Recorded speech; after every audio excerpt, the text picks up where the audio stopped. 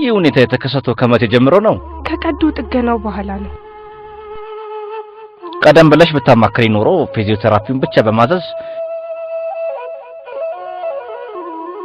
ይህ አስጊ የሆነ የቀዶ ጥገና እከለክል ነበር። ዶክተር ሊሆን እንዳለው ሁሉም ይሄ የኔ ፋንታ ነው። ለመሆኑ በቂ የሆነ ምርመራ አድርገዋል? በቂ የሆኑ ምርመራዎችን አድርጌያለሁ። ውጤቶቹም አሉ። የመድኃኒት ማዘዣውን በጽፍልሽም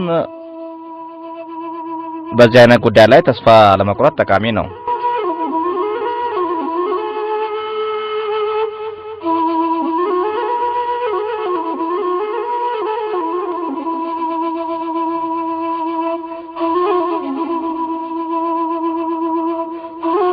ነገሩ ሁሉ እንዴት ነው?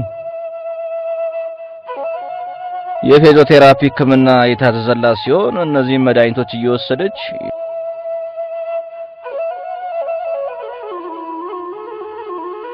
የነርቭ የአእምሮና የአጥንት ስፔሻሊስቶችን ማማከር የሚሻል ይሆናል።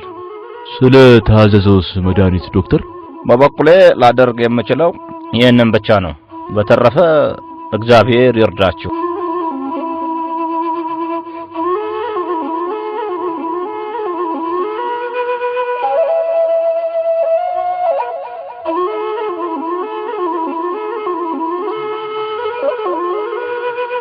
እማ ፍርሃት አይግባሽ።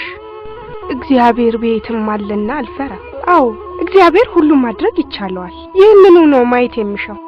ወደ ስፔሻሊስቶቹ ከቀረብን በኋላ ሕክምናው ይጠናቀቃል። ይህንኑ ነው ማየት የሚሻው። ለምንድን ነው የፈለግሽው? ብዙ ሕክምናን ወሰድኩ። ከጀርባ አጥንቴም ቀዶ ጥገና አደረኩ። ስቃይና ተስፋ ቢስነቱ ይበቃኛል። አንቺ በዚህ እንዳለሽ እንተውሻለን። ስጋ እኮ እንዲበረታ ምግብ ያስፈልገዋል። ነገር ግን እግዚአብሔር መድኃኒቱን ፈጥሮልናል። እግዚአብሔር ብቸኛው አዳኜ ነው። የሱ ፍቃድ ካልታከለበት በስተቀር የዓለም ጥበብ ምንም የማይጠቅምና ሊረዳኝ የማይችል ነው።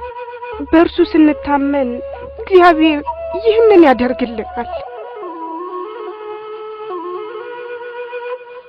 እግዚአብሔር ለኔ ሲል አንቺን ይጠብቅልኝ።